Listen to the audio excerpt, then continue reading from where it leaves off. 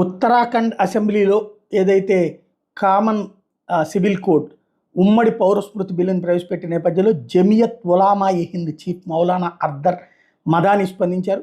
షరియా చట్టం తప్ప ముస్లింలు మరేది అంగీకరించారని తేల్చి చెప్పారు. ముస్లింలు దేనిపైనైనా వెనక్కి తగ్గచ్చు, కానీ షరియా మీద కాదు. వేరే ఏ చట్టాన్ని ఒప్పుకోం, మా మతపరమైన కార్యకలాపాల్లో ఏ జోక్యాన్ని సహించం, రాజ్యాంగం ప్రకారం మమ్మల్ని ఈ చట్టం నుంచి మినహాయించాలి అంటూ చెప్పుకొచ్చారు. అంటే ఇక దేశ చట్టాలు పనికిరావు, మాకు మా మత చట్టమే నడుస్తుంటే నీ మత దేశం దగ్గరికే పో. అది పాకిస్తాన్లో షరియా చట్టం అమలు అవుతుందా? షరియా చట్టం ప్రకారం అయితే దొంగతనం చేస్తే చేతులు నరికేయాలి కదా, అత్యాచారం చేస్తే రాళ్లతో కొట్టి చంపాలి కదా. మరి అది కూడా చేయించండి, అది పెడదామా? భారతదేశంలో యాక్సెప్ట్ చేద్దామా? పాకిస్తాన్లో ఉందా? బంగ్లాదేశ్లో ఉందా? మరి లేదే. అరబ్ దేశాల్లో కూడా ఇవన్నీ లేవే, అక్కడ కూడా జైలు శిక్షలే వేస్తున్నారే. మరి ఇక్కడ ఎగ్జంప్షన్స్ ఏంటి? ఏ కోణంలోని